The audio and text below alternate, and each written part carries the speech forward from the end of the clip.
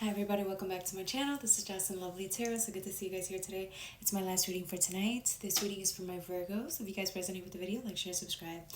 Alright guys, this is a really very clear, concise, cut reading. We got death. Death happening to you. Death. I always like to see this card too as like your adult self picking up your inner child. Or letting your inner child grieve.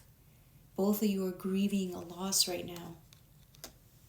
The funny thing is, it's like every time a part of you dies or some version of yourself dies, you think it really does. You think it does. But actually no, what you're actually doing is you're healing and you're uncovering a part of yourself or retrieving some part of yourself that's needed. You see here, it's not just you crying, right? It's you and the inner child that's healing in this process. You're both grieving. Grieving over things that you just never got. And so when you think parts of you go away, that's not true. They come back. They do.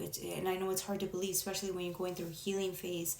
But no, you're opening up, clearing out space for you to come back even stronger and more resilient and loving. I don't even want to use the word resilient because it's so cliche. I want to say you come back more you. Your inner child comes back happier. And therefore you come back happier and proud of yourself because you went through the journey. You got the Six of Swords coming up next, right? Again, walking away from things that you just know don't serve you anymore. But the thing about it is, it's when you choose to walk away, you have to heal. You have to cry. It's part of the journey. We have to cry and let go of things. In order for us to truly let go, we have to cry. Right? And here's the divine with the wind energy pushing this onto you, giving you this sword of truth, which is, it's time. And you know it too. This is why you're grieving so much. Some of you guys are grieving and don't really know why.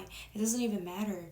Just cry. It's an ending. Some part of you is being released, being free. You got the Queen of Cups next, right? It's almost as if she's, again, letting go, clearing out things that don't even belong with you anymore. For some of you guys, it's burdens, letting go of burdens that never really served you, but you had to carry with you because you thought it was your responsibility. It is not. And when we say clearing, it's of the emotional realm, right? Because this person is deep delved underwater. It's beautiful energy, but again, letting go of things that just you don't need to carry. Your inner child can come out and play now. You've been dying for this release, but you just, it's just hurts so much. You don't want to deal with the release, but when you do, you feel better. That's just how it works. And you guys know better than I. What really triggers you to get there, it doesn't matter. The divine plans it that way, and when it's time to cry, the rent is due. The rent is due, right? Spiritual rent. All right, Six of Pentacles, right? It's almost as if when you do release, because you're crying, you're healing, there's a more balanced version of yourself. I like to think of this as balance. The Six of Pentacles does talk about, being charitable or someone being charitable towards you, right? If you're whatever side of the spectrum you are, but it's almost as if, too, with this healing that takes place, you can become more charitable, more knowledgeable, and able to help somebody who's in need of guidance, right? Because of all of the skills you've learned, all of the healing that took place, you can teach this or help guide somebody to heal in that way as well. This is a blessing, not just for you, but it's a blessing for somebody else.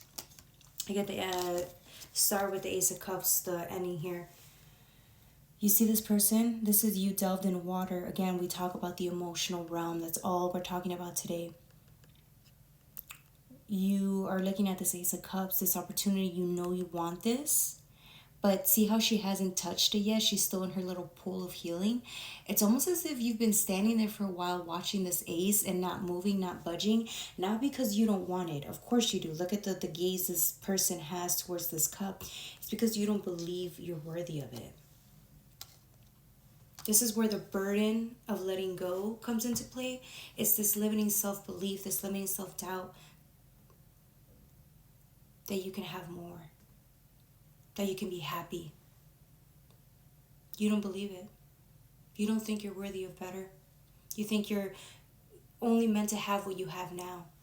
You think you're only meant, some part of you believes it, and if you didn't, you would have been gotten this cup. You would have been gotten this cup instead of sitting there just wondering if this is for you or not. You know this is for you. It's yours. It's meant for you. It's a whole new beginning where you can be a more authentic version of yourself, but you don't believe you're worthy of that authentic. You don't believe you're worthy of that authenticity. You don't have to tell anybody, but it's there and we know it. And it's okay. We all always have self-doubt in certain areas. There's certain areas where we truly don't believe we're worthy of better, and it's programming. It's all it is. It's the matrix programming, or whatever you want to call it. You could just say it's, my childhood or whatever. But it's a belief. Now you have to ask yourself why you don't think you're good enough. You have to go back to that childhood and ask yourself what limiting self-belief, what pattern that you continue to serve, or what pattern you're devoted to, what old pattern, what old programming are you still devoted to that has to do with the past that made you believe this was you and this will always be you. Where do you still keep pursuing that programming? Why? And once you figure out why, you can heal from it. And then change comes in, right? It comes in once you believe it. So, for some of you guys, you already know what it is. For some of you guys, you know, but you're just tired of hearing it. It's too much. For some of you guys, it's too much crying. You can't deal with it. It's too much. I don't blame you. I wouldn't want to sit here and hear somebody tell me 24/7, it's the limiting self-belief, or it's the doubt, or all these other things. I wouldn't want to hear that all the time either, but take a second. If that's all you hear and you're tired of it, take a second. Take a second to breathe and just be there with yourself. Why even, think about it. If you're hearing other people tell you this, but then you tell yourself this all the time, it could be really hard on your body. It's almost as if what you need more now more than ever is self-compassion, right? Instead of just judging yourself for it, because it won't do you any good to judge yourself. Just be nice to yourself. We all have it. I want you to remember that we all have some type of limiting self-belief that keeps us where we're at, because it's too hard. It's too hard. Okay? So forgive yourself, be nice to yourself, believe in yourself, and whenever you're ready to delve deep and heal that core belief, you'll do it. I don't question that you're going to get it done. You've done everything else. You've gotten as far as you did at this stage of your life because of it, because you've done the work. So just be nice to yourself. Take a day to go eat bad. Go eat bad food if you need to. Go get some snacks.